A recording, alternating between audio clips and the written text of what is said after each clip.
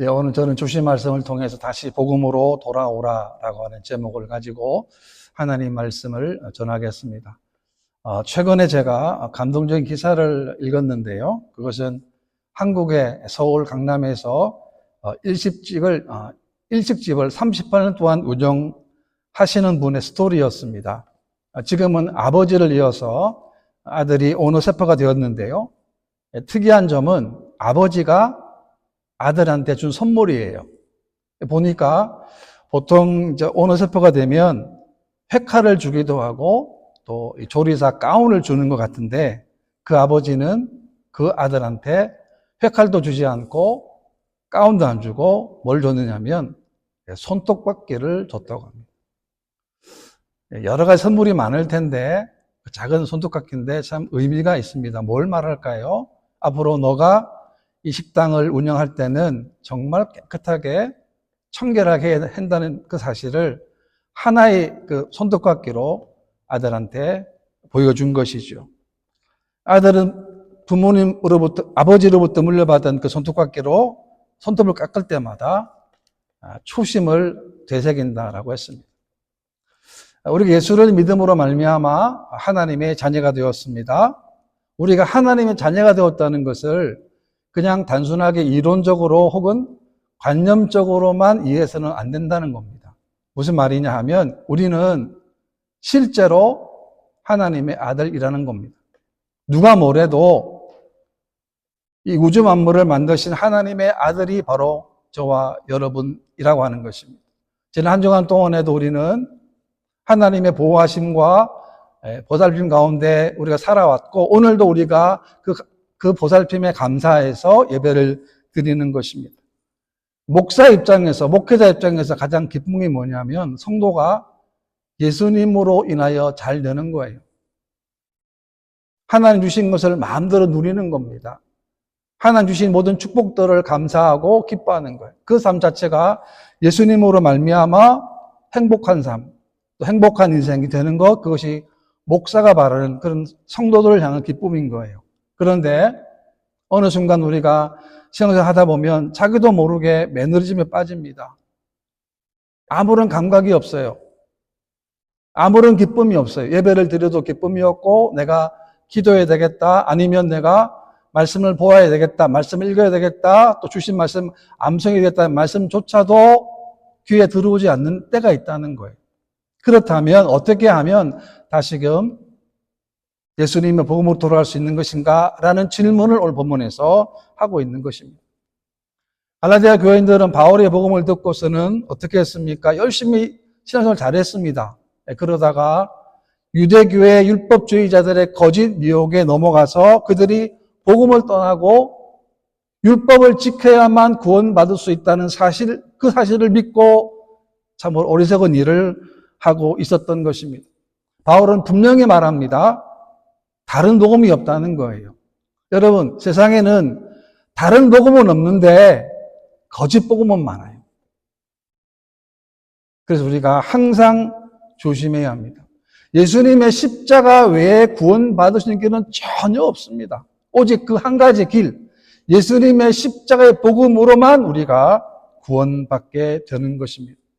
저는 본문에서 두 가지로 교훈을 얻고자 합니다. 첫 번째는 인간의 약함 가운데 함께 하시는 하나님이십니다. 12절인데요. 형제들아 내가 너희와 함께 되었은즉 너희도 나와 같이 되기를 구하노라. 너희가 내게 해롭게 하지 아니하였느니라 라고 했습니다. 바울은 유대인이었습니다. 유대인이었다는 게 뭐냐면 율법에 충실했다는 거예요. 바울이 얼마나 충실했냐면 본인 스스로가 나는 율법에 대하여 흠이 없는 자라고 할 만큼의 자신감을 가진 율법에 충실한 사람이었습니다. 율법의 의라는 게 뭡니까? 율법이 요구하는 명령과 규례를 바울은 스스로가 다 지켰다는 거예요. 그런데 무엇이 잘못입니까? 그 열심히 뭘 했습니까? 교회를 박해하고 예수님 사람들을 잡는 데 가장 앞장섰던 사람이 또 바로 바울이었던 것입니다. 그런데 바울은 예수를 믿음으로 말미암아 더 이상 내가 율법 아래 있는 것이 아니고 율법에서 해방받았기 때문에 이제는 더 이상 나는 율법 아래 있을 수 없다는 사실을 그가 스스로 자각하게 된 거예요. 그런데 이 갈라디아 교인들은 자기가 걸어왔던 그 길을 지금 걷고 있는 거예요. 아무 소용이 없는 그 일을 지금 갈라디아 교인들이 하고 있는 거예요. 고린도서 11장에 보게 되면 내가 그리스도를 본받는 자가 된 것 같이 너희는 나를 본받는 자가 되라라고 했습니다. 무슨 말이냐 하면 바울 자신이 예수님을 닮으려고 노력하고 애쓰는 만큼 너희는 나를 본받으라라는 거예요. 그렇습니다. 우리도 예수님을 본받는 것, 예수님과 함께하는 그 삶이 우리의 일상적인 삶이 되어야 합니다. 그런 거 아니 우리는 하나님의 거룩한 자녀가 되었기 때문에 그렇습니다. 13절인데요. 내가 처음에 육체의 약함으로 말미암아 너희에게 복음을 전한 것을 너희가 아는 바라라고 했습니다. 성경학자들은 바울이 갈라디아 남부 지방에서 말라리아에 걸린 것 같다라고 했습니다. 그 지역에는 해안습지가 있는데 해안습지로 인해서 바울이 말라리아에 걸린 것이라고 추론을 합니다. 그래서 바울은 질병 때문에 갈라디아에서 오래 머물게 되면서 약한 몸으로 그들에게 예수님의 복음을 전했습니다. 뿐만 아닙니다. 바울은 고린도후서 12장에 보게 되면 자신의 몸에 가시가 있다는 거예요. 그런데 그 가시가 자신한테 너무나 유익한 도구가 됐다는 거예요. 왜냐하면 그 가시 때문에 하나님의 그 놀라운 신비로운 광경을 보았지만 자고하지 않고 교만하지 않도록 하는 장치가 하나님이 그 몸에 육체에 가시를 주셨다라고 했습니다. 뿐만 아닙니다. 그 가시 때문에 예수님의 능력이 머무는 통로라고 했습니다. 그래서 내 은혜가 내게 족하다라고 했습니다. 무슨 말입니까? 하나님은 우리 모두에게 약함을 다 주셨다라는 거예요. 내가 다른 사람들한테 말하지 못하지만 우리는 누구나가 다 그런 약점이 있다는 거예요. 그런데 이 약함 때문에 우리가 이 약점 때문에 하나님께 가게 된다면 이 약함이 결코 약함이 아니라 오히려 하나님의 강력한 강함의 도구가 되는 것입니다. 바울을 보게 되면 그가 다메섹 도상에서 마지막 숨을 멈는 그 순간까지 변치 않았습니다. 변절하지 않았습니다. 끝까지 하나님의 사명을 그가 완수했던 것은 그에게 이와 같은 약함이 있었기 때문에 그렇습니다. 우리는 약함이 있습니다. 그 약함을 어떻게 되겠습니까? 하나님께 가지고 나가야 합니다. 그것이 육신의 질병이 될 수 있고 여러 가지 개인적인 인생의 삶의 고난이 될 수 있는 모든 것들을 우리가 하나님께 가지고 가야 합니다. 왜냐하면 하나님 우리의 약함을 통하여 일하시기 때문에 그렇습니다. 19절에 보게 되면 나의 자녀들아 너희 속에 그리스도의 형상을 이루기까지 다시 너희를 위하여 해산하는 수고를 하노니라고 했습니다. 바울은 갈라디아 교인들을 향하여 나의 자녀들이라 라고 했습니다. 무슨 말이냐면 그만큼 그들을 사랑했다는 거예요. 또한 그들이 예수님의 형상을 이루기까지는 해산하는 수고를 하겠다는 거예요. 이 말은 곧 내가 정말 열심으로 지극한 사랑으로 그들을 섬기겠다는 고백인 것입니다. 여러분, 사랑하기 때문에 해산하는 고통을 감내할 수 있다는 거예요. 우리가 살다 보면 뭔가 의미 있고 가치 있는 일들은 쉽게 이루어지지 않습니다. 굉장히 어렵습니다. 오랜 시간 동안 연단과 고통과 아픔을 통과한 다음에 이루어지는 거죠. 그 과정을 통해서 이 일이 정말 가치가 있고 의미가 있다는 사실을 필요하게 우리가 깨닫게 된다는 것입니다. 바울이 고백합니다. 내가 너희를 위해서 예수님의 형상을 담기까지는 내가 다시 해산하는 수고를 하겠다라고 고백을 했습니다. 빌립보 2장 말씀에 보게 되면 너희 안에 이 마음을 품으라 곧 그리스도 예수의 마음이니라고 했습니다. 우리가 예수님 마음 품는다는 것은 어떻게 해야 될까요? 우리는 내 생각이 다 있어요. 우리 마음속에 생각이 있고 마음이 있다는 거예요. 그러면 예수님 마음 품으려고 그러면 어떻게 해야 됩니까? 내 생각 가운데 예수님이 아닌 거, 예수님이 원하지 않는 생각도 어떻게 됩니까? 버리는 거예요. 그리고 예수님이 원하는 생각들만 내가 붙잡고 그것을 가지고 나아가는 것입니다. 그것이 뭐냐? 그것이 바로 우리의 땅에서 작은 예수로 살아가는 것입니다. 한 사람이 예수 믿는 것 얼마나 어려운 일입니까? 그 어려운 한 영혼이 예수 믿고 난 다음에 예수님처럼 예수님의 성품을 닮은 사람으로 믿음이 자라고 신앙이 자라고 성숙해지는 훨씬 더 어려운 일이라고 하는 것입니다. 그래서 우리가 회사는 수고가 없이 되면 어떻게 되느냐? 그것은 예수를 믿어 거듭나기는 했지만 여전히 신앙은 초보 단계라는 거예요.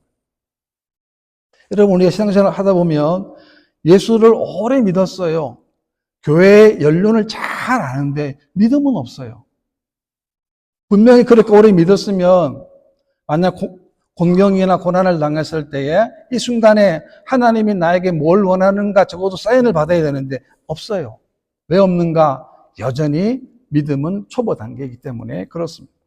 20절 말씀에 오게 되면 내가 이제라도 너희와 함께 있어 내 언성을 높이려 함은 너희에 대하여 의혹이 있음이라 라고 했습니다. 지금 바울은 갈라디아 교회 성도들을 향해서 전국을 찌르는 말을 하는데 무슨 말이냐면 너희의 믿음이 잘못되었다라는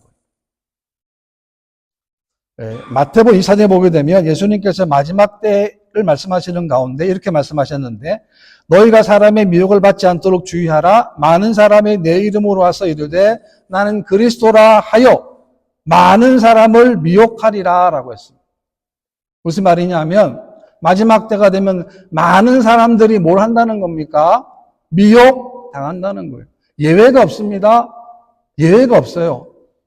예수 잘 믿다가도 교회 충성하다가도 이단에 빠지고 사입에 빠지는 거예요. 왜? 마지막 때 예수님께서 분명히 말씀하셨기 때문에 그래서 예수님은 너희가 사람의 미혹을 받지 않도록 주의하라라고 말씀합니다. 우리가 어떻게 사람의 미혹을 받지 않을 수 있습니까? 그것은 그 미혹의 말이나 어떤 걸 가지고 있으면 그것 항상 하나님 말씀에다가 비춰봐야 합니다. 그렇다면 잘못된 것인가를 우리가 깨닫게 된다는 것입니다. 한국에 보게 되면 한국의 이단들의 교주들이 있잖아요. 그런데 교주들이 있는데 그 교주를 믿는 그 신도들은 보니까 교주는 죄가 없는 것으로 믿고 있더라고요. 죄가 없어요. 자기들이 믿는 교주는 신이기 때문에 죄가 없는 거예요. 그래서 죄가 없으니까 자기 교주가 무슨 잘못된 일을 저질러도 죄가 안 된다는 것까지 나아가더라고요. 얼마나 무서운 겁니까? 왜? 사람이 미혹당하면 그렇게 빠지게 된다는 것입니다. 우리는 신앙생활은 어떻게 되겠습니까? 언제나 예수님 말씀에 점검을 해야 합니다. 내가 지금 바른 길을 가고 있는가? 하나님 원하시는 길을 가고 있는가? 아니면 하나님 없는 상관이 없는 길을 걸어가고 있는가를 우리가 똑똑하게 분별해야 하는 것입니다. 그 다음에 두 번째는 갈라디아 교회 성도들의 변질된 모습이 있는데요. 14절 보게 되면 너희를 시험하는 것이 내 육체에 있으되 이것을 너희가 없이 여기지도 아니하며 버리지도 아니하고 오직 나를 하나님의 천사와 같이 또는 그리스도 예수와 같이 영접하였도다라고 했습니다. 그러니까 이 갈라디아 성도들이 복음을 대하는 태도와 복음을 전하는 자들의 태도가 얼마나 귀한지를 보여주는 거예요. 바울의 육체에 질병이 있지 않습니까? 그런데 그것 때문에 시험 들 수 있는데 성도들은 어떻게 했습니까? 바울을 하나님의 천사와 같이 그리고 예수님과 같이 영접했다라는 거예요. 그러니까 이 갈라디아 교회들에게 하나님의 은혜가 하나님의 능력이 나타난 겁니다. 오늘 이러한 태도가 우리가 필요합니다. 우리가 하나님의 말씀을 귀하게 여기는 만큼 하나님 말씀을 전하는 사역자, 목회자들도 귀하게 여겨야 한다는 것입니다. 왜 그럴까요? 목회자들은 하나님의 말씀을 전하는 자이기 때문에 그렇습니다. 우리가 관계가 중요합니다. 직장에서도 관계가 중요하고 가정에서도 관계가 중요한데 교회에서도 목회자와 관계, 성도와 성도와의 관계, 또 우리가 하나님과 우리의 관계도 그만큼 중요하다는 것입니다. 왜냐하면 우리는 이 땅에 완전한 사람은 아무도 없기 때문에 그렇습니다.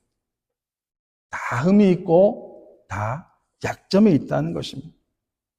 그럼에도 불구하고 우리는 더 나은 관계, 더 올바른 관계를 갖고 유지하도록 더 힘써야 한다는 것입니다. 저 같은 경우는 지금까지 제가 한국에서도 섬겼던 교회, 또 밴쿠버 두 교회를 섬겼는데요. 담임 목사님들하고는 제가 참 어릴 때 정말 철없을 때, 전도사 때 한국에서 참 어르신 목사님들 참 제가 많이 부족했는데도 아량으로 베풀어 주시고 감사해서 제가 이민 와가지고 지금까지 연락되면 지금까지도 제가 편지를 써드립니다. 크리스마스 때.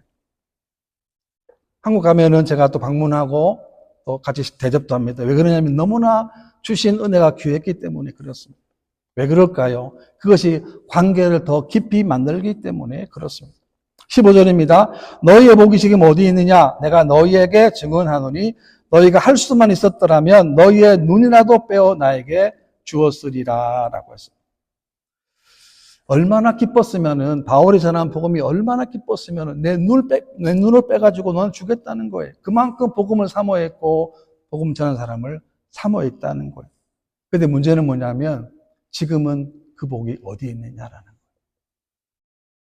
그렇게 사모했고 열정이 많았고 열심히 많은 지금은 다 어디 갔냐라는 거예요. 여러분, 신앙생활은 복잡하지 않습니다. 신앙생활은 언제나 우리가 하나님과 올바른 관계를 추구하는 것입니다.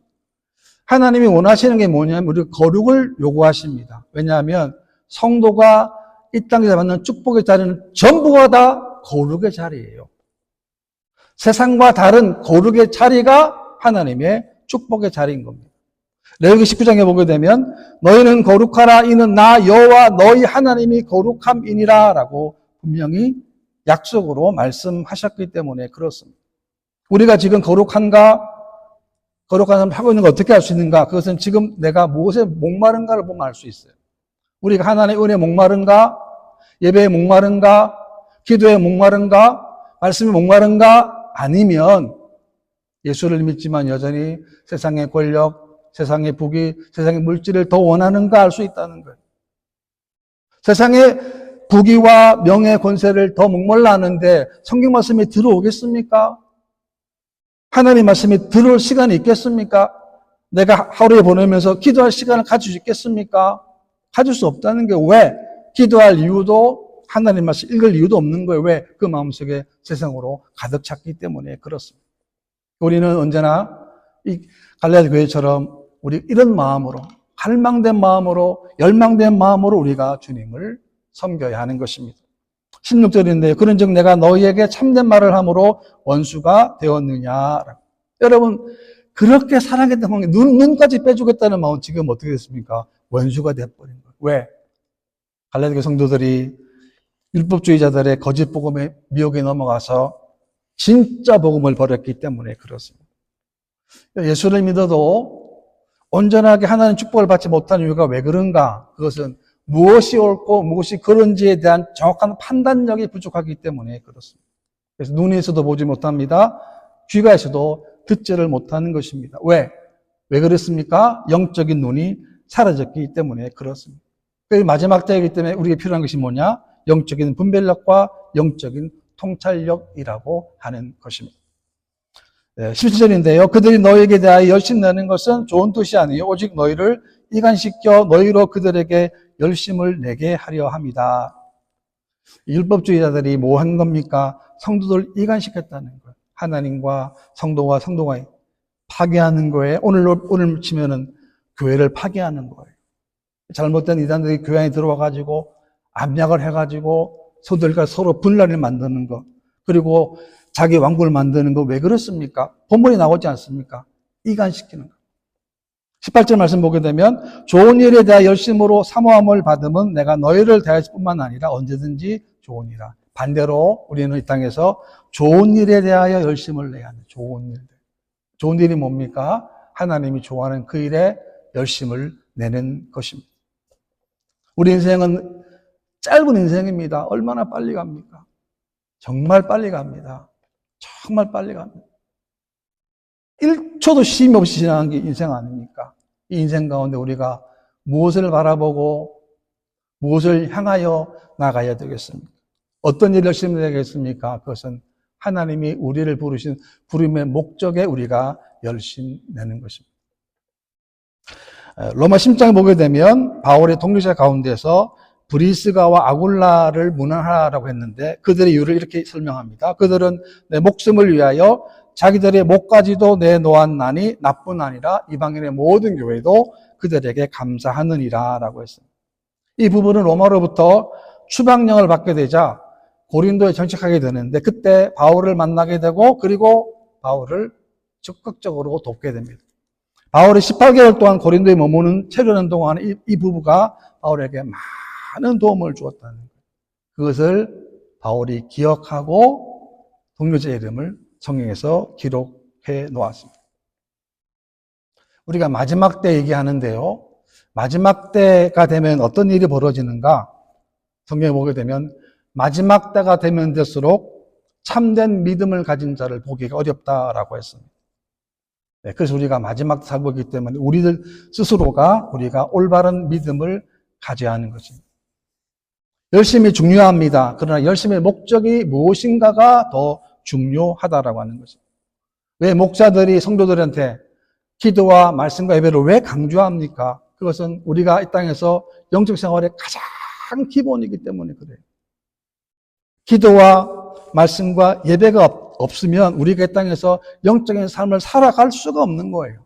그런데 우리가 이 땅에서 날마다 기도와 말씀과 예배의 삶이 되게 되면 이것이 기본이 되게 되면 이 기본을 통하여 하나님 주시는 그 무엇, 그 모든 하나님의 은혜와 축복을 우리가 우리의 두 눈으로 목도하게 된다라고 하는 것입니다. 여러분, 신앙생활은 뭡니까? 그것은 끝없는 자기 성찰임, 자기를 바라보는 거예요. 다른 게 아니면 여러분, 우리의 삶을 보면 내 삶을 뒤를 돌아보면 되는 거예요. 내가 내 인생 가운데, 과거의 인생 가운데 어떤 길을 걸어왔는가를 보면 되는 겁니다. 바로 걸어왔는가? 잘못 걸어왔는가? 오늘 확인하는 거예요. 그렇다. 만약에 잘못 걸어왔다고 한다면 우리가 어떻게 되겠습니까? 다시금 시작하는데 그 길은 한 가지예요. 다른 것이 아닙니다. 예수 그리스도의 복음으로 다시금 시작해야 하는 것입니다. 얼마나 감사합니까? 우리가 얼마나 감사해요? 예수님의 십자가의 보혈로 우리가 다 구원받았습니다. 우리는 하나님 자녀가 될 자격이 아무것도 없는 자들이에요. 여전히 죄악 가운데 있고 여전히 세상에 눌려있는, 그런데 그 가운데 우리를 뽑아주시고 우리를 하나님의 자녀로 삼아주신 거예요. 얼마나 감사합니까? 얼마나 귀합니까? 세상에 힘든 일이 많고 어려운 일도 많고 공경도 많지만 그러나 가장 중요한 것은 그 하나님이 우리를 불러주셨다라고 하는 거예요.